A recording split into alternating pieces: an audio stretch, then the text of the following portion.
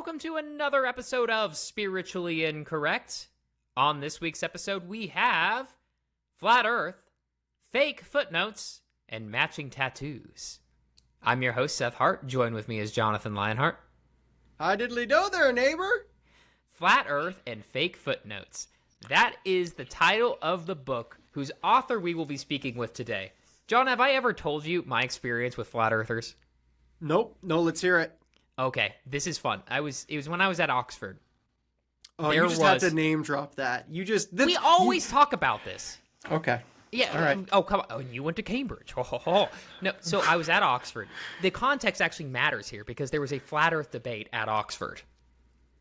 Number one university, one of the number one universities, and there's a flat earth debate happening where they're bringing in flat earthers, and I said, what in the world? I have to go see this. And I'm asking all my friends, and none of them are like, we shouldn't give them airtime. Why would we go waste our time to hear flat earthers? I was like, are you kidding me? This is the only chance. So I went, and it was the most hilarious debate I've ever been to. It started off, first off, it was only students. They couldn't get any professors to do it. So it was like these actual students who were debating these flat earthers. Because, professors didn't want to have anything to do with this. And flat earthers, they got up second. First, it was just arguments for why the earth is indeed round. And the flat earthers got up, and the guy, he took a can of soda, poured it into a glass, and he was just all smart. And then he put a little ping pong ball on top. And he pushed it to the bottom, and it rose up. And he says, see, I've just disproven gravity. And we all just sit there, and there was giggles and laughs, thinking it was a joke at first, but then he was just dead serious. He's like, well, what is the problem with you? I've just disproved this thing rose up when gravity should have been pushing it down, as if no one had ever thought of this before. And so this just went on, and it was hilarious. And so finally, it got to the point where we're like, okay, so what do they think the sun does? And they don't actually think the sun circles around the flat earth. They think it circles above it. And a circle around. And the moon does as well. In your peripherals. Yeah, I mean, it just does a giant circle around. There's reasons, and it shines down on certain parts like a lamp. There's certain parts it doesn't, but other parts it shines down on like a lamp. And somebody asked the question is, well, if the sun doesn't actually, actually sink below the horizon like it looks, it's actually, like a lamp that's going around in circles, why doesn't it just get smaller in the sky? Because it's just moving away from us. And then there was this awkward pause and silence for about 30 seconds where the two flat earthers looked at each other and finally like, we don't know. And then finally one goes, well, maybe it has to do with electromagnetism. No explanation, just threw that out there. Electromagnetism. Just left it there. It's quantum physics. Yeah. This has nothing to do, really, with today's conversation, although there is flat earth in it, so I had to share that. John, can you actually tell us about our real... Oh, no, but I love the flat earth thing, because you know what? You're making fun of it, but, there are still people who believe the earth is at the center and the sun rotates around it. And if you try to argue with these people, they've probably spent hundreds of hours. They've made this their thing. And they'll have retorts to everything you've come up with because you've never thought about it before. And you can find yourself sounding like an idiot with a flat earther or a geocentrist going, wait, how has this happened? And even with the geocentrism thing where the sun goes around the earth still. I remember talking to someone about, I got handed a book at a conference once about trying to prove geocentrism. And they basically claimed that relativity showed that there was no center because it's only relative to inertial frames. And so technically the sun no more has us going around it than it's going around us. They did it. Full circle. And it's that kind of arguments that just make you pause for a second and you're like, oh crap. And then, if you went and figured it out, you could have a better retort. But in the moment, you can see how people can become convinced of things like flat earth and that the sun is not at the center because there's these arguments that sound plausible on the surface of it and make you go, what? Wait, what? And it's interesting. It is really interesting. On that note, I know you have to go soon. No, it is really interesting. And unfortunately, we're actually not going to be able to talk about flat Earth and all this stuff. So all of this was just a complete red herring. We're actually talking about the history of science and religion. Who we got today, John? We've got Derrick Peterson. He did his grad work at Multnomah Seminary and at the University of Texas. And he also published the book Flat Earths and Fake Footnotes, The Strange Tale of How the Conflict of Science and Christianity Was Written into History, which has one of the best cover pictures ever. It's a boat about to sail off the edge of the flat, square Earth. Yes. And it's epic. Amazing. It's actually a really great cover. You should buy it just for that, because it will look great on a coffee table. Hey, Derrick, how you doing today? Hey, I'm good. Thanks for having me on. Appreciate you coming on. You have written a book, have you not? I have. I forget I have sometimes, but yes, I've definitely written a book, and it's definitely a very good book that everyone should get. Absolutely. I've read it myself. I think I put it, where did I put that on like the top 5 books of the year? I think it might have made number 1. I think that's certainly how I remember it. You know, it's 1 or 2. Yeah, it might be a little bit of revisionism, but yeah, just a bit. And the book is called? It has a long title. It's Flat Earths and Fake Footnotes: The Strange Tale of How the Conflict Between Science and Religion Was Written into History, or between science and Christianity was written into history. I can say that again. Yeah, it has a long title. It's Flat Earths and Fake Footnotes: The Strange Tale of How the Conflict of Science and Christianity Was Written into History.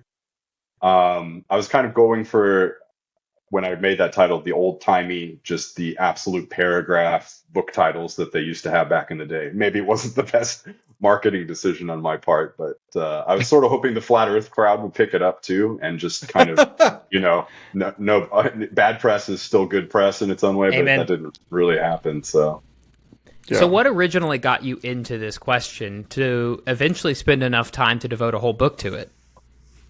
Yeah, so I mean, I've always had sort of I think the polite way to call it is an interdisciplinary spirit, but I have ADHD, and so I read sort of very broadly, and I've always been very interested in how everything relates to everything. I kind of sound like a conspiracy theorist when I say it like that. But science and religion were kind of always part of that broader picture, and getting to my interest in the book, though, it was my last year of seminary, where I needed a few extra elective courses, and I ended up creating 2 with 2 professors I was close with. And one was on the historiography of science and Christianity, and the second one was really on kind of patristic and medieval thought, like what they thought of nature, what was the concept of nature that they held. And between those 2 classes, especially the historiography class, I sort of expected to have a couple kernels of really interesting anecdotes that I could put into my pocket and kind of use as I explore science and religion. But it was kind of an embarrassment of riches, really. There's so many interesting books written on the topic that have sort of revised the concept of warfare between science and Christianity. I was shocked, and it came at the end of my seminary career, but from there it sort of sparked a deep interest in understanding a lot of aspects of the topic that I think at large are really incorrect and have really driven a lot of misunderstandings into both the popular and academic level. Okay, well, let's jump into it. So there is this popular narrative that Christianity and science are opposed. When did this narrative start? Can you kind of give us sort of this sweeping overview of the broad strokes, and then later we can kind of narrow in from there? Sure. Yeah. Kind of zoom through history. Well, in one sense, Christianity has always had its cultured despisers. In the early church, there was people like Celsus and others who were very critical of certain aspects of Christianity. But when it comes to the idea of Christianity and science being opposed, as we often hear today with, say, the evolution debates or young earth creationism, this is actually a relatively new idea that only started, I mean, if we really want to hone in, it started in the mid-19th century. And from there, it took off. If we're just kind of keeping it with the broad strokes. And one of the interesting things is that it took off at the same time that history as a university discipline took off, and it was kind of part of the process of the creation of history as a university discipline. And it gained by this the sort of illusion that it was this long history of Christianity and science being opposed to one another, because it was being written by these historians who were sort of cherry picking examples using categories that were familiar to them, but that were ultimately anachronistic, to kind of create this picture of history as a long series of violence and priests sort of condemning the scientific attitudes, or what we would now call the scientific attitudes of the day. And interestingly enough, this spread into America as well, in the university system. The foundation of the discipline history of science was actually founded by this same trend, and so it sort of blossomed as part and parcel of students coming to the new discipline of history of science, that science and religion were actually at odds with one another. And it just sort of became a myth in the broad sense of myth, as a sort of meta narrative or a broad worldview informing story, without the components of it really being evaluated. And it wasn't really until the latter half of the 20th century that a lot of historians started using different approaches to really deconstruct a lot of the stories that had sort of become, knee-jerk impulse reflex, kind of part of the broader worldview that we all carry with us. That of course Christianity, was opposed to Columbus sailing. They thought the earth was flat. They opposed Galileo, saying the sun was at the center of the solar system. They opposed Darwin with evolution. We have all of these set pieces.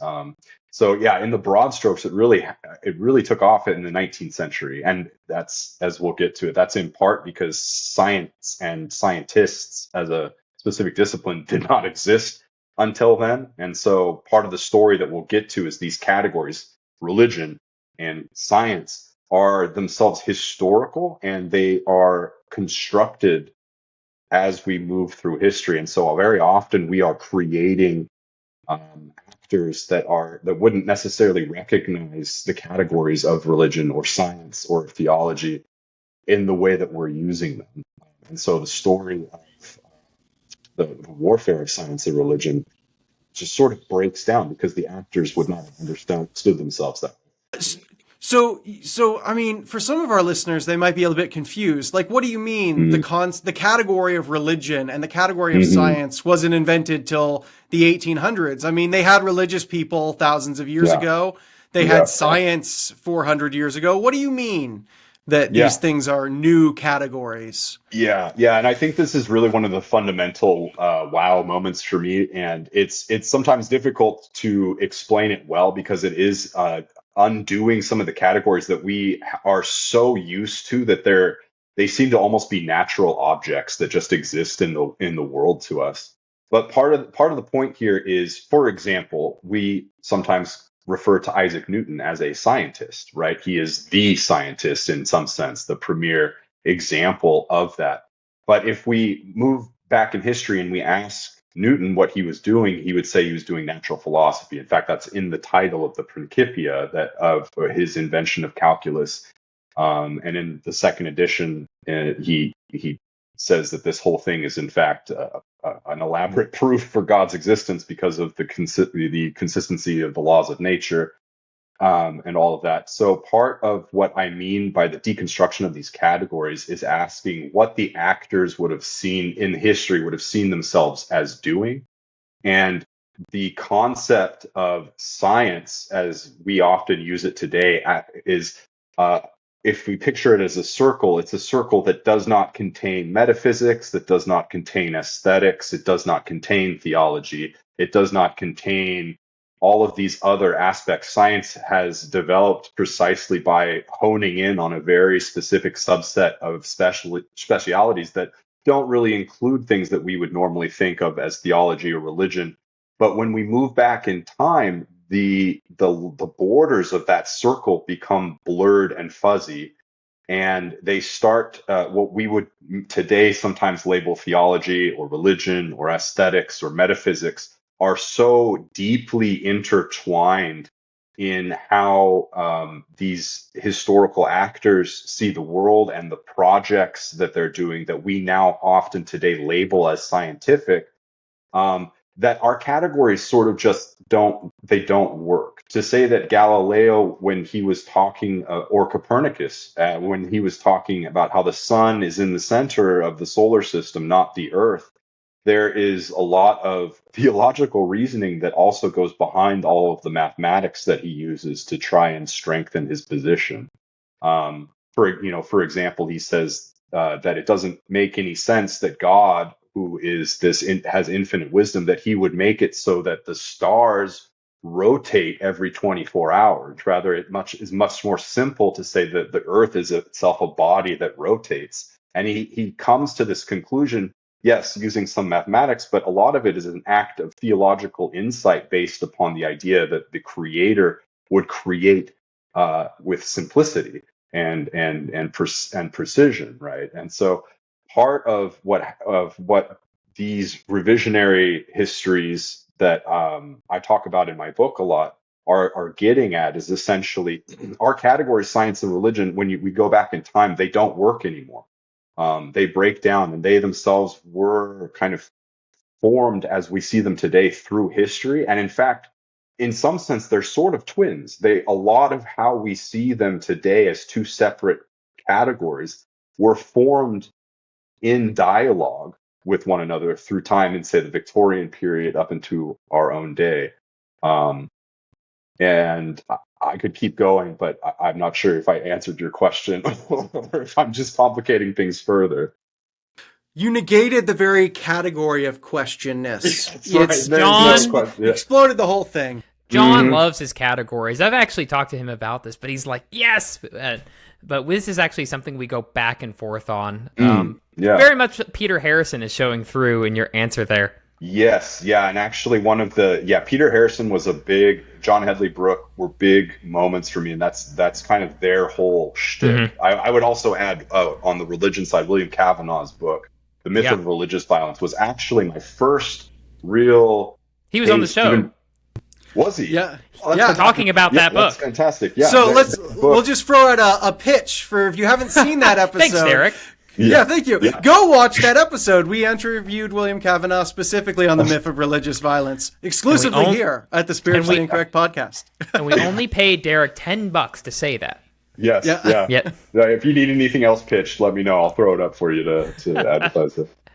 But yeah, William Cavanaugh was actually before any of this was before I even got to the science side of the deconstruction. That book really, The Myth of Religious Violence, really blew my mind. I was in my radical orthodoxy period where I was reading a lot of, I was reading theology and social theory at the same time. I didn't really understand a lot of it. No one does. It's still to this day one of the more complicated books I've ever read. But a lot of this category deconstruction, and I think William Cavanaugh was really the one who sort of, it really blew my mind. It lives rent free in my head at all times now. It's just the idea that of what we call religion and what we call secular are really so variable to any given situation that the categories sort of don't really work. Because at some time, like early on, to be religious was really to see the entire world in a certain way. And so and a lot of the categories that we see as secular today, politics, economics, they were all developed within, I suppose, I'm not quite sure what the right metaphor would be, the umbrella or the ambient atmosphere of theology. When Adam Smith was talking about the invisible hand, this is not just a metaphor, but was in a sense the use of Calvinist providential reasoning to understand how God brings good out of evil. If each actor is fundamentally selfish in a market system, how is it that good at a broader level comes out of that, right? And This was literally the invisible hand of God's providence bringing out unexpected consequences of what is fundamentally a conglomeration of individually selfish actors. And so, like, with a lot of the economics that we still use today, came out of the genres of like theodicy in the Scottish Enlightenment. And so a lot of what so when we talk about religion, it's really kind of this isolated category of what people do in their spare time when we're not in the public square interacting with each other as economic and political agents. But that is just simply not how the world was carved up when we start going back into history. And so these categories just fundamentally do not work. And arguably, as Kavanaugh does and others, they don't really work today. They sort of work by fiat, and we don't think about them too much. But they do even today sort of break down. Yeah. Yeah. So. I think a clear example of that is in the reasoning of Darwin and Darwinism. Whenever we see one of the early justifications for natural selection are bad design arguments, which are still repeated today.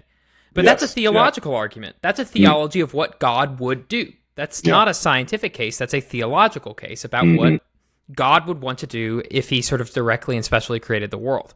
Yeah. That category just, when they're making these arguments in early Darwinism, that category between science and religion, obviously it just implodes there. Yeah. And with Darwin, it's just extremely interesting, especially with his early notebooks about how much the problem of evil was really guiding how he was looking at the world, and really his idea of natural selection was, a lot of people would disagree with this today, but in his opinion, it was exonerating God because God had created a course of nature that ran itself, so to speak, and this was in fact a glorification of God for Darwin.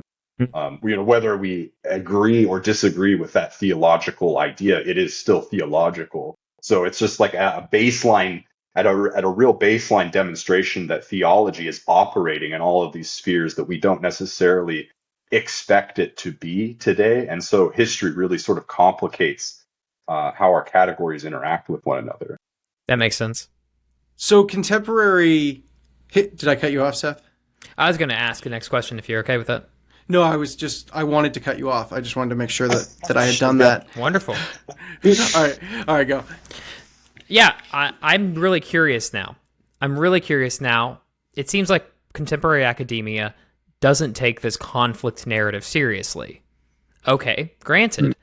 Where are they at, and why has the academic change not translated into a public sphere change? Why is this idea of conflict still so popular? You even see it in like Family Guy episodes. Oh, it's everywhere. It's crazy. And I mean, the new atheists really aren't as influential today anymore. They sort of self imploded on themselves, just given the shifts in political environment and stuff. But yeah, when you read their books, it's part and parcel of they'll all have a sort of throwaway chapter to the history of it. Victor Stenger, the physicist, was more dedicated to sort of exploring that history, and he was convinced that all of the, like Peter Harrison, were just wrong. Like they were just wrong. So he kind of doubled down on it. But yeah, that's your question of why the academic historical opinions of revisionism haven't come into a popular level. I'm not even sure that, to be honest, that it's really taken over academia. I mean, it's really kind of self-contained into the history departments. I had the privilege of working on a AAAS grant with Templeton at my seminary. We were one of 10 seminaries that were selected to do this Science for Seminaries program with science integration into theological and biblical classes. And it was really interesting. All of them were very set on using something like Ian Barber's models where science and religion, he has like 5 ways that they can relate. There are these two entities, and they can be in conflict, or sometimes they can be synthesized. Sometimes they can have nothing to do with one another. But as a historian, exploding these categories, Barber's models really fall apart very quickly because he assumes science and religion are these categories that we can then relate in various ways. But from the historical angle, we're saying, no, these categories are themselves not functioning anymore. So we have to understand that Newton was doing theology and physics in this what we would today call a strange hybrid, but it was very not well received by a lot of the AAAS people because they just knew what science was. They just knew what theology was. And we had to get these two circles somehow to come together. And they would still, in the history, talk about them as these separate entities when there's all sorts of different varying combinations. And I think that I actually had the opportunity to talk to Peter Harrison about this a little bit. I just think it's very isolated to history departments because there's a real hesitation to interdisciplinary type work, even in theology. And this requires looking at so many different disciplines that I think it's assumed that it's just kind of for dilettantes who are sort of dabbling in areas that they don't really have any expertise in. And Peter Harrison will even say because he covers so many different areas that were actually interlocked in different ways: economics, theology, politics, etc. That it's kind of hard to get people on board because of the specializations in disciplinary separations today. So I think that there's a twofold problem of convincing other academic departments that when you go back in time, they were synthesized and maybe some of that is actually still relevant today. And then the second problem is translating this for a popular audience who has the attention span of a goldfish. I tried to write my book at a more popular layman level, and I tried to sort of walk the edge between academic and popular presentation, and I think I failed miserably because it's really hard to do, and I tended to skew one way or the other in different sections, so I think at a popular level, it's hard to it's not an easy topic to think about. When I read William Cavanaugh's book, I had to reread it several times because science and religion as categories were so deeply carved into my mind, or religion and the secular for his book were so deeply carved in my mind as active categories that to kind of unwind them and deconstruct them a little bit to see that they were often relative, to any given book that was talking about them instead of being actual real existing entities, that it's just a difficult concept. And so I think it's just going to be slow going, especially given how deeply not just the warfare narrative, but the very concepts that allow the warfare narrative to get off the ground, science and religion, religion and the secular, or superstition, or magic, or whatever. They're all so deeply ingrained in us that it's just it's kind of a slog. I mean, I don't think there's any way around that, to say that it's just a difficult thing to communicate. You can hand them Peter Harrison's book, and it's like they have to get through 500 pages of thousands of footnotes, and it's just a hard thing. I think that's the basic answer.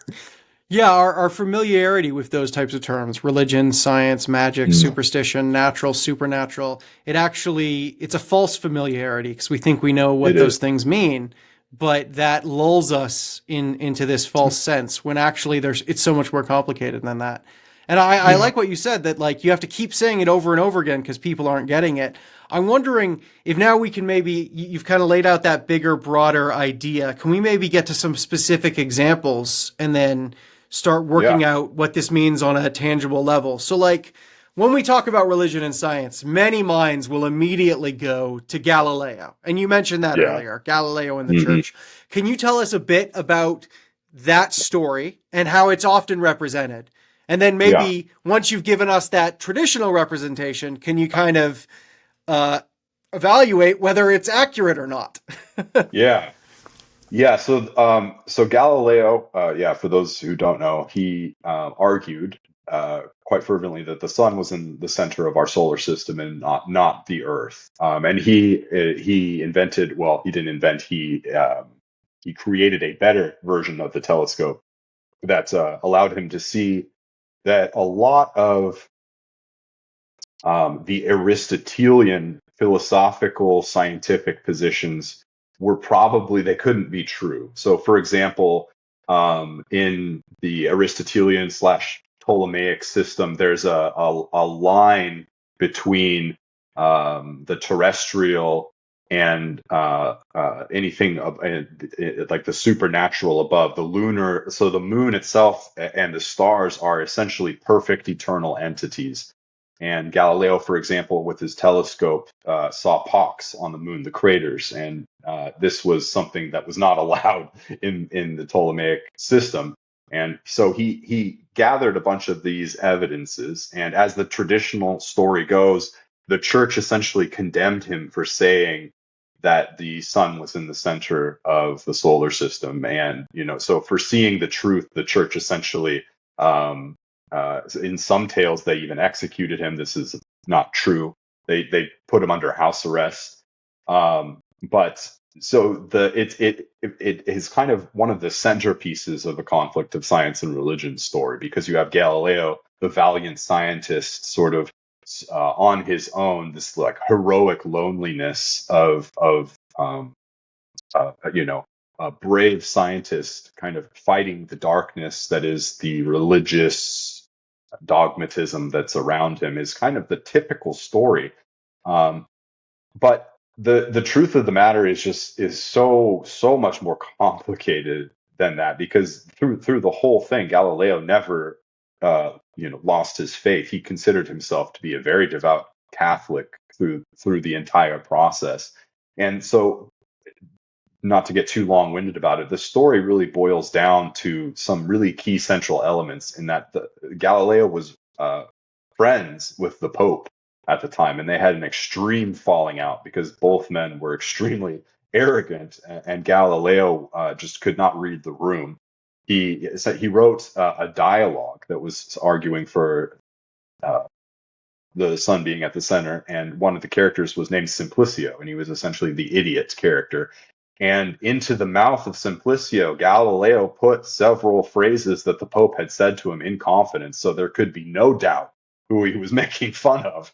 And this Pope was actually very educated in both the arts and the sciences, if we're going to use those categories. He was an astronomer on his own. He wrote poetry about astronomy.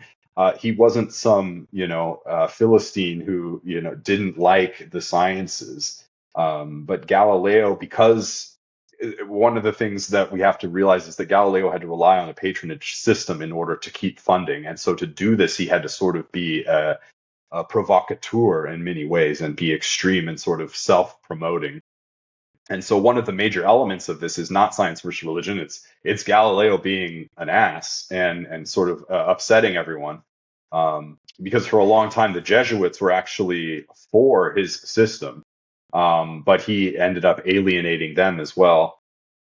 so that a lot of the story is a clash of personalities, and I suppose we could also say it's a difference. It's not science versus religion, but it would be a difference of theologies using science within the church. Because we have to remember, one of the key questions here that I think a lot of people assume is that Galileo proved at the time that the sun was at the center, right? So he's doing something obvious that everyone else is denying because of dogmatic theological prescriptions that say otherwise. But the interesting thing that has really been pointed out in some of the more revisionist work by Maurice Finocchiaro especially, is that Galileo actually didn't have proof that the sun was in the center. He had all of these arguments that made it probable. But Galileo himself had used an Aristotelian level of certainty where you almost had to have deductive, logical certainty that the sun is at the center, which is almost an impossible task. And Galileo, by his own standards that he set, didn't actually meet them. So the interesting thing is, at the time, there was a bunch of scientific arguments about why Galileo did not make his case. And those tended to sort of fall out of history because, of course, now we know the sun is at the center, right?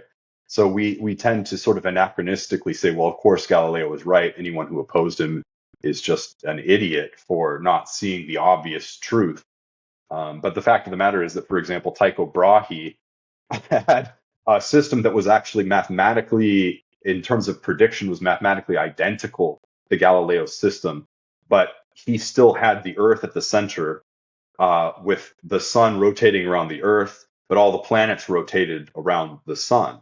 And this was actually infuriating for Galileo because at an observational level, it was identical. You can't actually decide between them.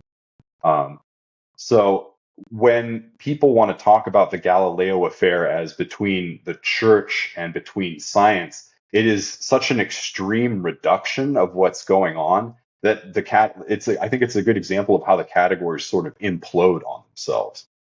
Because Galileo cannot be isolated as a scientist. He uses a lot of theological reasoning, and some of that's borrowed from Copernicus, who was thoroughly theological. I mean, the whole act of astronomy in this period is so shot through with theological reasoning. I mean, reading Johannes Kepler, it's essentially a theological treatise that is also full of astronomical observations and mathematics. So anyway, long story short, it's the takeaway here is that when we use these two categories, science and religion, they are so inadequate to parse these historical episodes like Galileo, because it just doesn't identify anything. It doesn't add anything to our analysis. It actually, I think, actively obscures what these actors thought they were doing. It obscures the different interactions of theology, religion, and science at the time. And it obscures the simple fact that what was actually going on was what science is today, and that's people disagreeing with one another over data. So yeah, I could keep going on. It's like Pauline scholarship. It's just volumes and volumes and volumes. So it's never ending. But the short story of it is that Galileo it's not a science versus religion episode at all. It's probably more properly about two different theologies using science and a lot of church politics and personal imbroglios and disagreements going on. So what you're saying is that we ought to believe in a flat Earth. Mm-hmm. And and geocentrism at the same time. You'd like to go I'm back glad. to that Geocentrism. Thank you. Yeah, thank you for picking up on that. Yes, that is it what I really was laying does. down. Yeah, it seems like you're criticizing Galileo, so that obviously is what you mean. Obviously. I think Seth said flat Earth, and then remembered that Galileo was actually geocentrism versus heliocentrism, and then corrected himself. I think you're doing revisionist history, kind of like what Derrick is trying to do. Well, mine's going to be much more popular than yours. So I want to extend this back a little bit further than Goethe, than Galileo, into the great and famous Dark Ages. Dun, dun, dun. For my students, I have this wonderful illustration where it's the rise of human progress, where it goes up from the Egyptians to the Greeks to the Romans. You've probably seen this, and then it catastrophically falls once the church takes over. Yeah. And then it's just level, and then the Renaissance and Enlightenment and the modern scientific revolution goes back up. But then it decides to add a little hypothetical line of where society would have been had it kept going. And then it says, think of it, we could have been exploring the stars now for those pesky Christians in the Dark Ages. Yeah. Where, the Dark Ages is this realm of ignorance and oppression.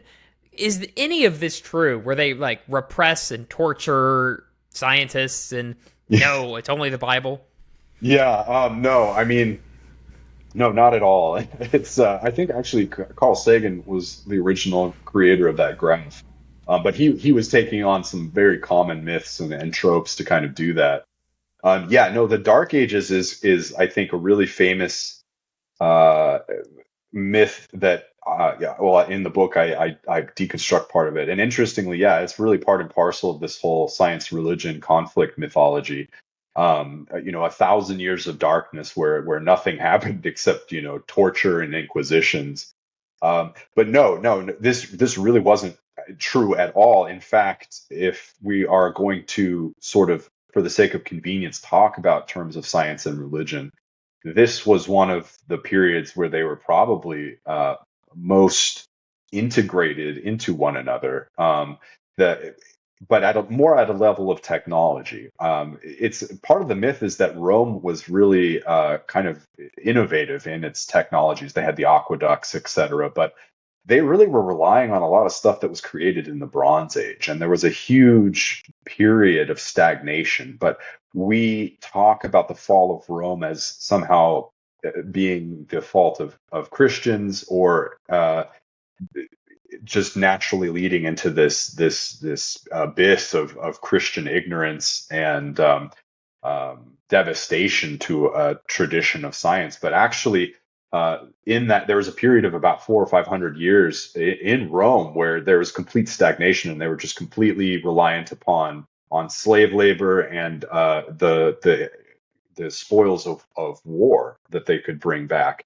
And once Rome, quote unquote, fell, which of course is obviously a huge discussion on its own, it was actually Christians who were the ones that were preserving the knowledge in these I suppose we could call them the tiny oases of light, because there was barbarity and there was savagery, but that, I suppose in some sense we could say that of all periods, but none of it in particular had anything to do with Christianity. And the Dark Ages, as we call them, were actually really light ages, as a book recently came out called The Light Ages. Over this period, there was major innovations in literacy, in literature, in monks preserving scrolls and creating spaces for debate and knowledge, etc. So yeah, the interesting thing is when we look at where the Dark Ages came from, again, it was kind of a creation of the church in different periods to sort of criticize others through like intra-church politics, right? And it sort of migrated out and became this giant mythology to sort of discredit Christianity as essentially, destroying knowledge for 1,000 years. But it just really is not the case at all. Yeah, I like to talk with some of my students, and I used to actually lecture in one of Jonathan's classes where I talk about how the Irish saved the world and how many of these manuscripts were actually preserved only in these Irish monasteries who were off away on an island away from the rest of the world. And I'm always like, all right, everyone, let's say thank you to the Irish. Thank you, Irish. That's right. Yeah. So I got to ask then, your book is called Flat Earth and Fake Footnotes. What are the fake footnotes, and where is the flat earth in all of this? Like, what is motivating this title? Where are the fake earths and the flat footnotes? That's right. Yeah, you got that right.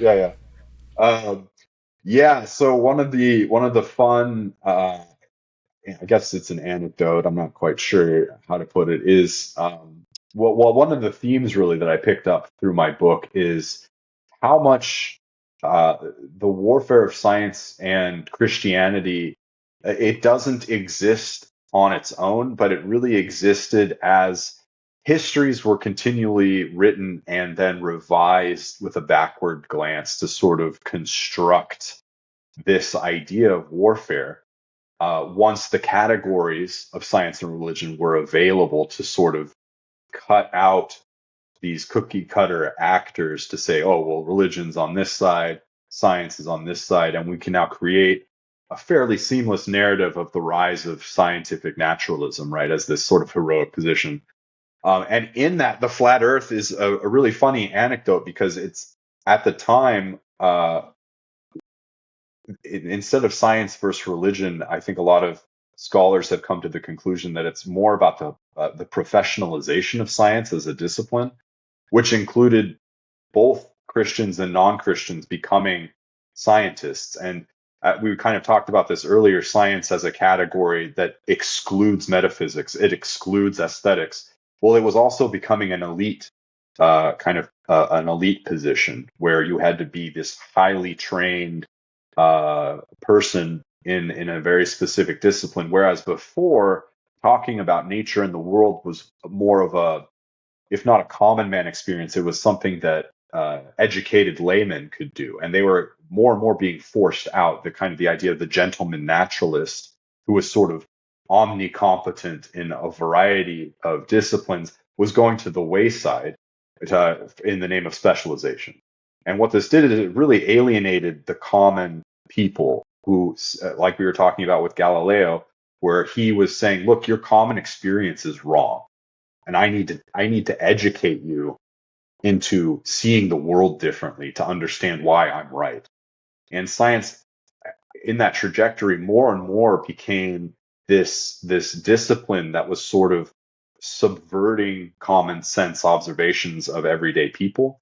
And an interesting counter movement to that was all sorts of different types of lay level grassroots quote unquote scientific movements started to rise in the 19th century due to this sort of hatred of the elitism of like the Royal Society sort of controlling knowledge. There was these efforts to sort of take back the ability for the common man to say, I can see and understand the world in terms that make sense in my own sphere of existence. And weirdly enough, the flat earth was part of this, where part of it was hucksterism. There was a guy named who named himself Parallax. And so if you kind of think of the mobile snake oil salesman, he literally was, before he became a flat earth kind of promoter. He would go to town to town in the UK and essentially talk about how observationally, and we still hear these arguments of flat earthers today, observationally, the horizon looks flat, you don't see a curve, et cetera, et cetera, et cetera. And he used biblical references. If obviously, the four corners of the earth, the earth has a dome above it.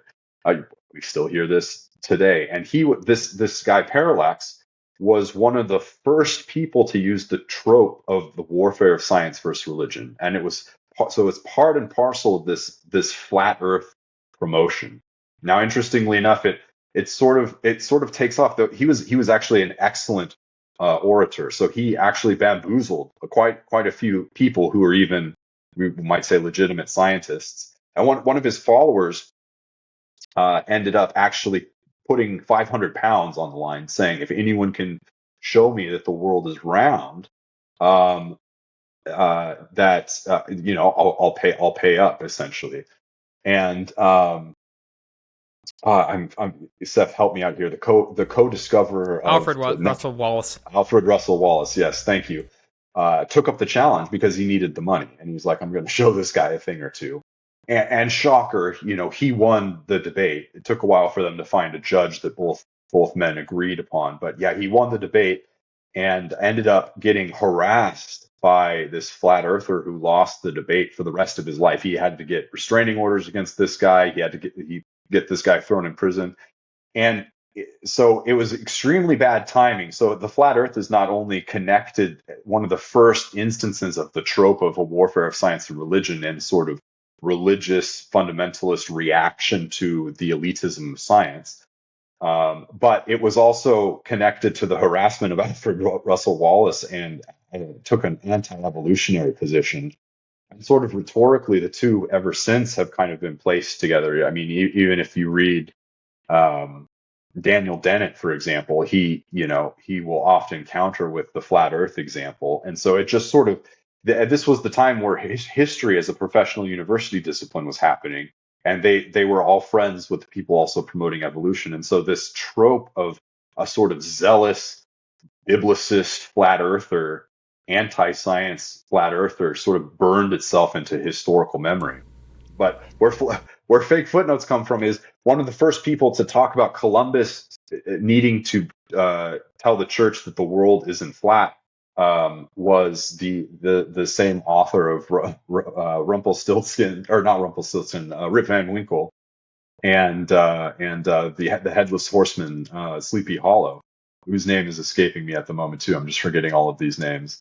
But he created a biography of Columbus in which he has this grand, set piece of Columbus arguing against the church that the world is round, and they're supposedly quoting all of these church fathers about how it's Washington flat. Washington Irving, thank you. Yes, come to my rescue here. So Washington He Irving, Googled it. He Googled it. That second one I did. Hey, I'll take it.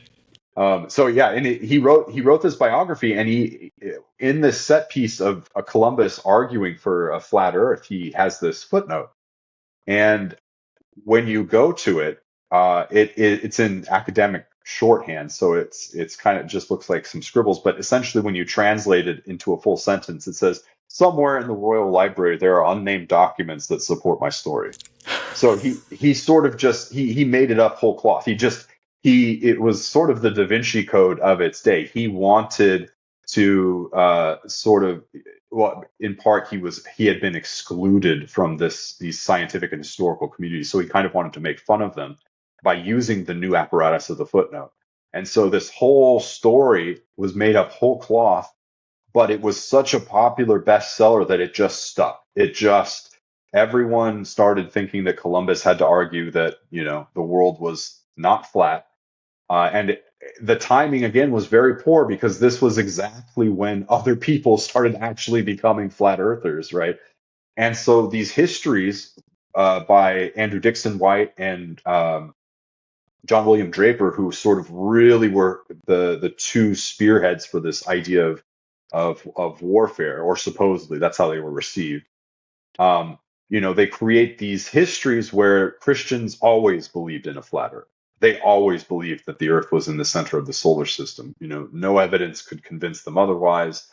He would tell stories about how sailors were worried if they sailed too far, they would go over the edge of the earth, etc.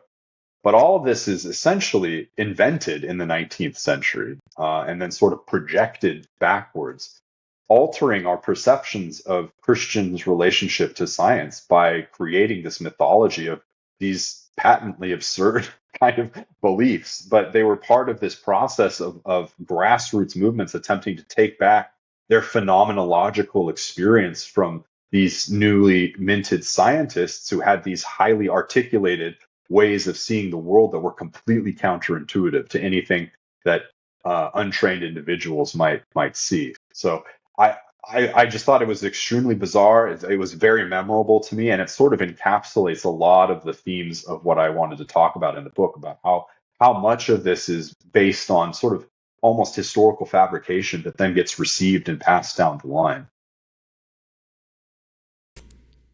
Yeah, I would actually throw in a third figure as well. I think I've discussed this with you, is Helena Blavatsky, along with Draper and White. Because the Theosophy, the most important movement of the 19th century, was built upon an edifice of science and religion are in conflict, which at the time no one was really, only a few people were, that was sort of bubbling up. But they built the edifice of the most important religious and spiritual movement of the 19th century in Britain. Basically on a narrative they constructed so that they could become the solution to it.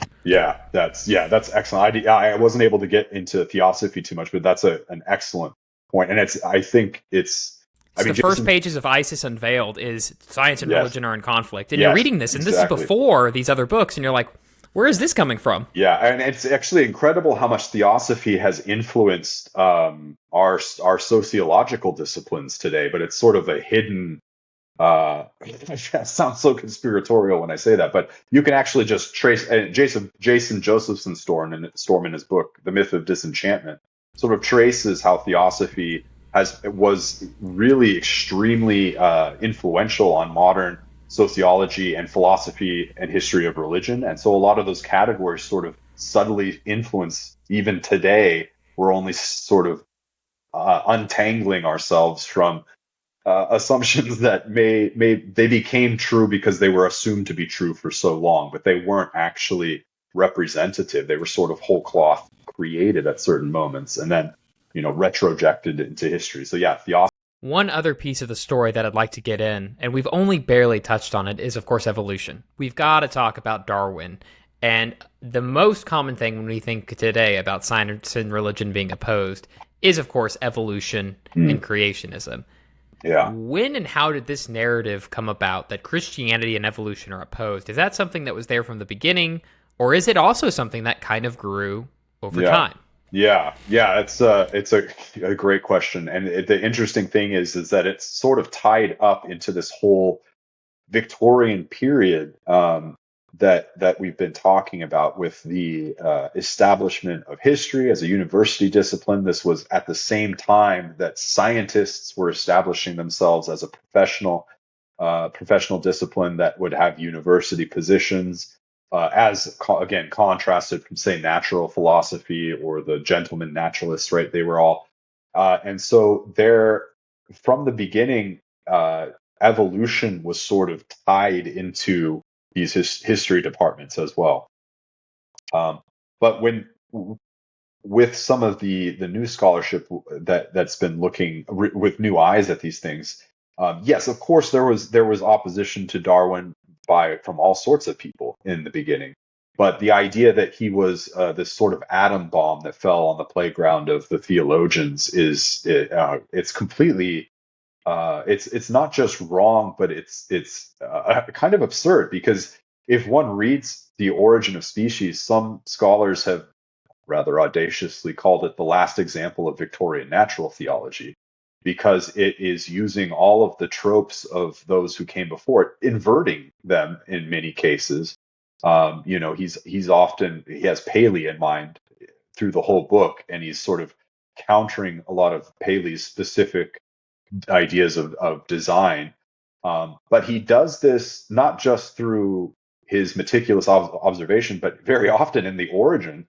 Less so in The Descent of Man, but in The Origin, he still uses certain theological ideas of, well, no, the creator would do it this way, not special creation. He's not meddling and popping every new species out as he wills. He created this grand natural system that works on laws that he's established. And so there is a sense that, yeah, The Origin of Species, for better and for worse, it has theological arguments that are part and parcel of the Victorian period. So very often opposition to that came from all sorts of different fronts. It wasn't just this huge, interestingly enough, there were young earthism was not really a central issue. You could count on one hand the people who were really, really arguing for a literal 7-day creation. And that is why they didn't like Darwin. That just didn't exist until the 20th century.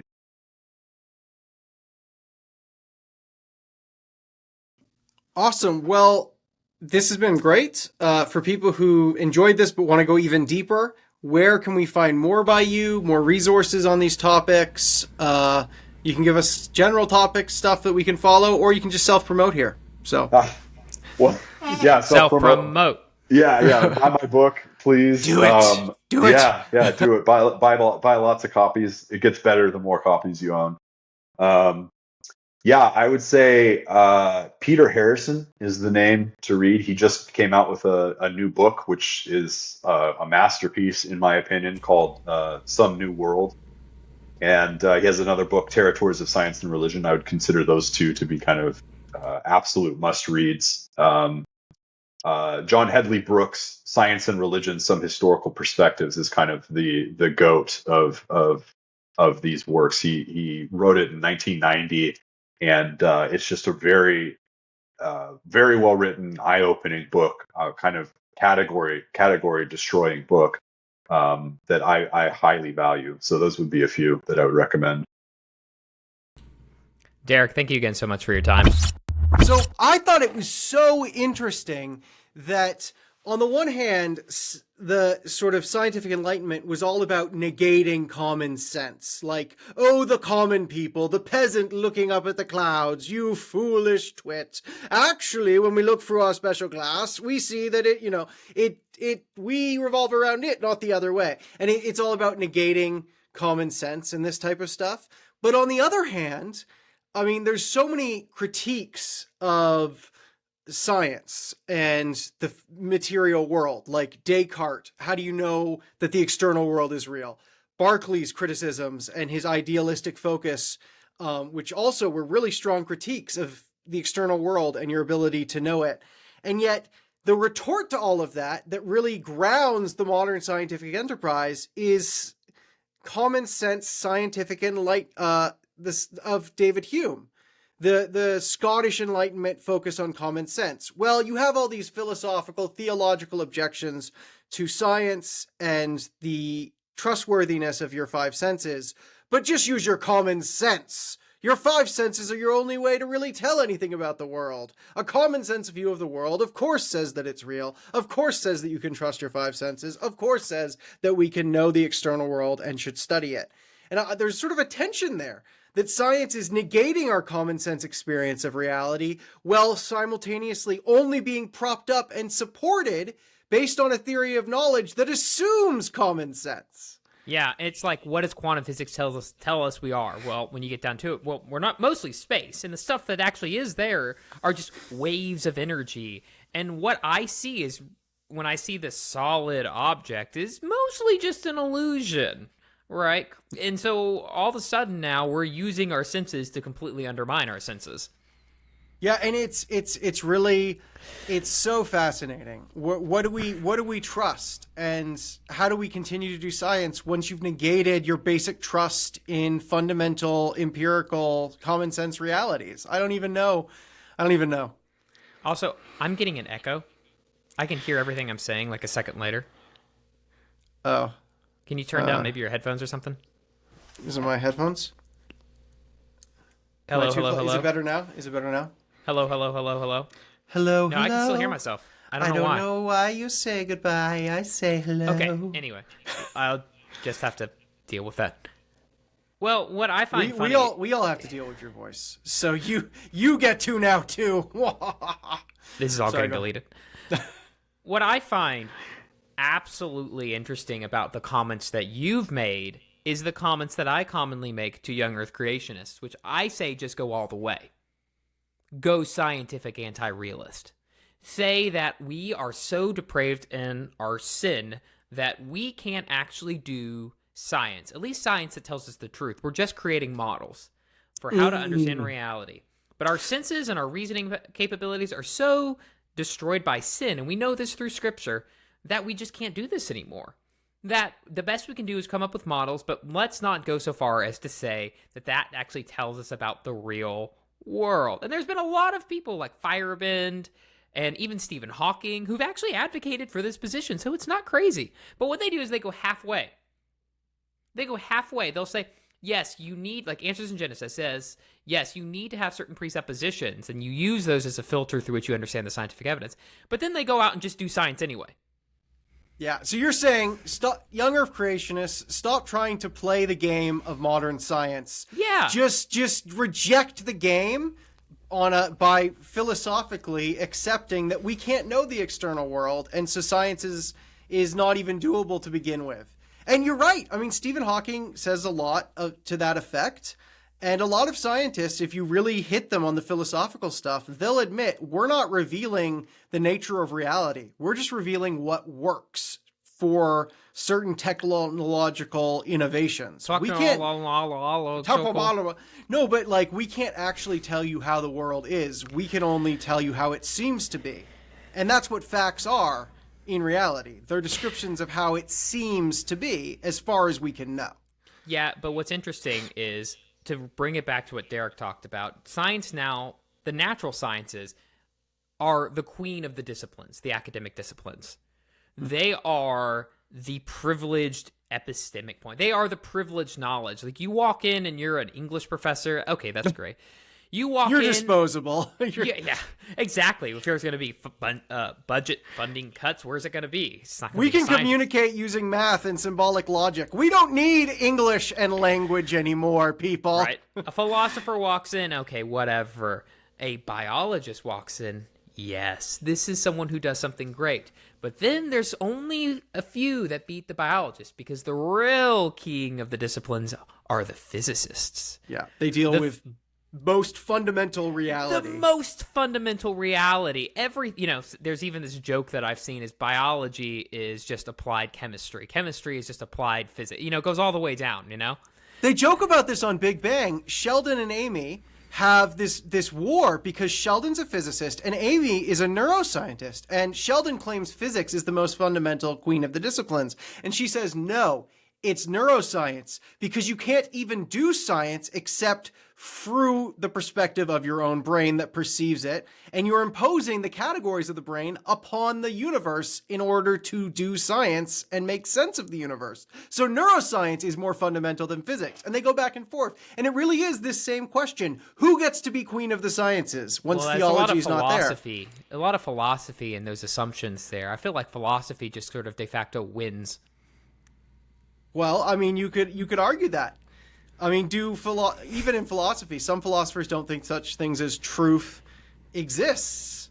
And some theologians would argue for there to be truth, there needs to be some sort of theological one What who about is truth itself. fundamentality? You're talking about fundamentality as some sort of privilege. You know, that's all philosophical. Okay, we're getting technical. My point is that there's been a huge shift where theology used to be the queen of the sciences. The most important thing was understanding God, the most ultimate, fundamental thing of all. Now, when we think about the most fundamental, ultimate thing of all, we think about physics, atoms, fundamental particles, even the name, fundamental particles. This is the nature of reality. That's a huge shift in the way we think about the world.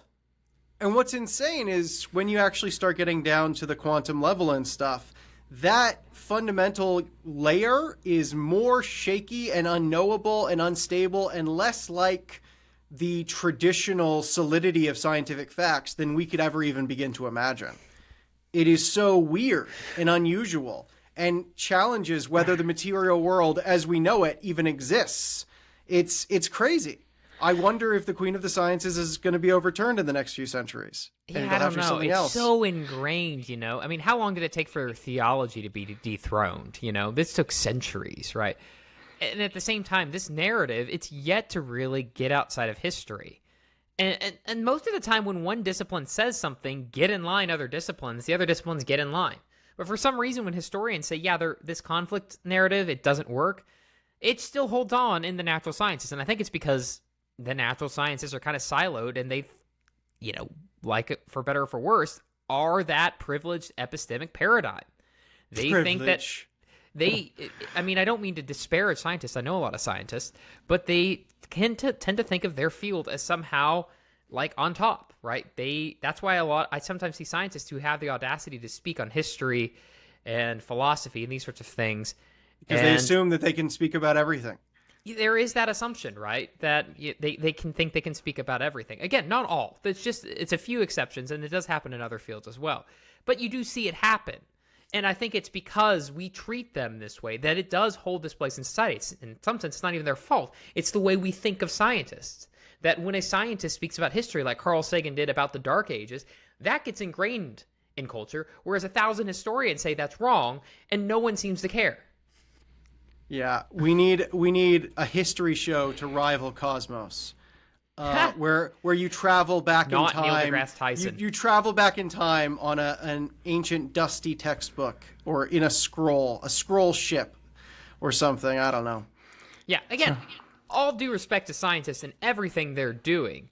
I'm just talking about the shift in the way we think about scientists now. I mean, you walk in and you're a physicist, you command the same sort of respect nearly as like a doctor does walking in.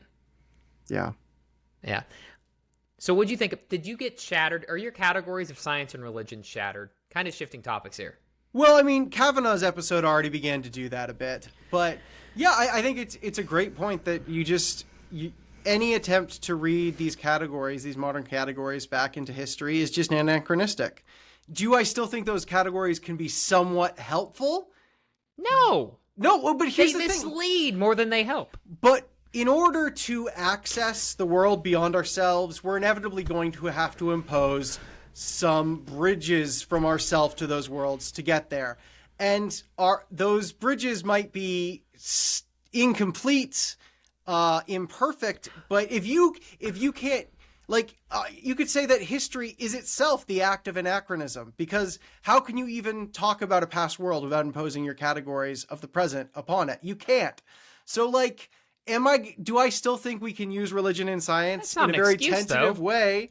But I don't know. It's just no. I don't think you can. Can you? Well, what can you do? How can you do history? You use their categories. It's the same way, like when we're doing New Testament scholarship, right?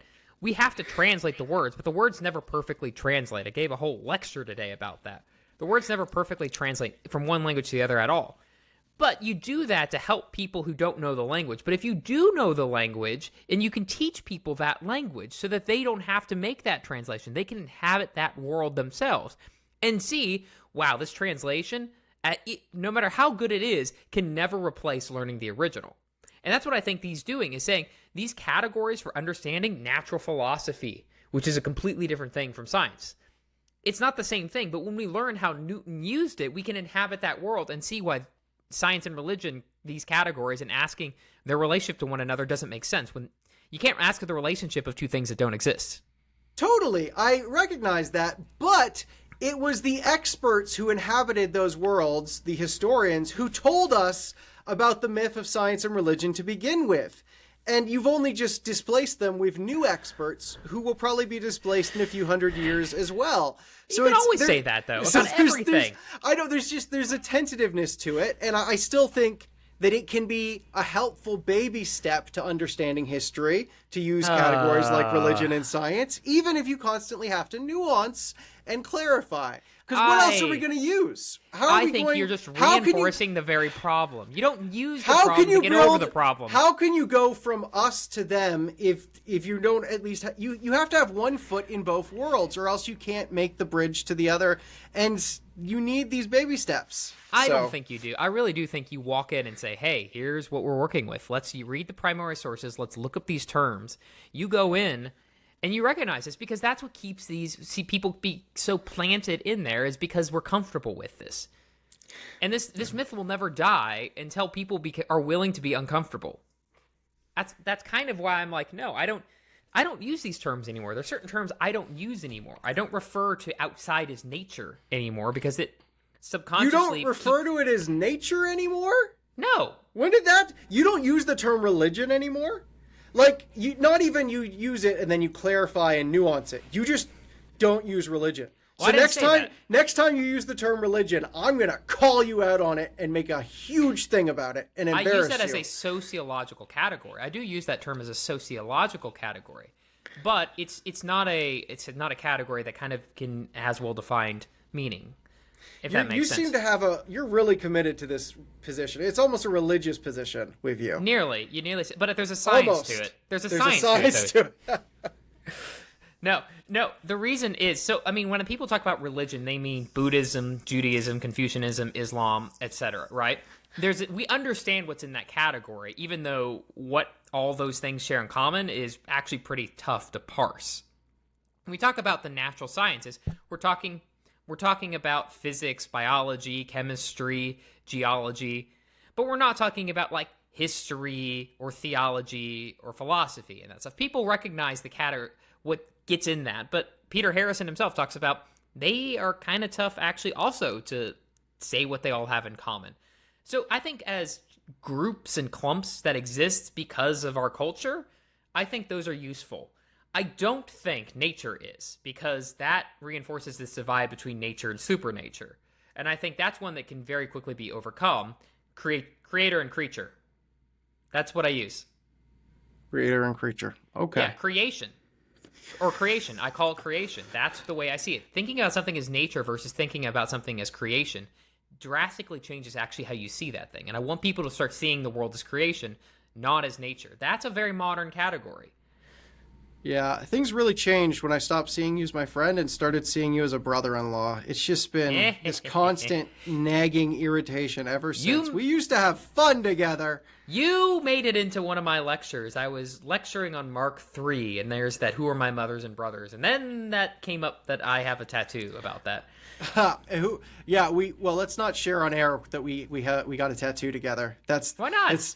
It's too cheesy. It's too cheesy. It's too touchy-feely. Oh, no. People probably think we hate each other until they find out we have matching tattoos, so... Yeah, don't tell them what it says, though. That's the cheese. That's the cheese. It's brothers. It's brothers in Greek. Adelphoi. Okay. Let's just I'm just going to get a... Well, you might... Now that you've told them we have the tattoo brothers on our... You might as well just get a tattoo of my face around a heart.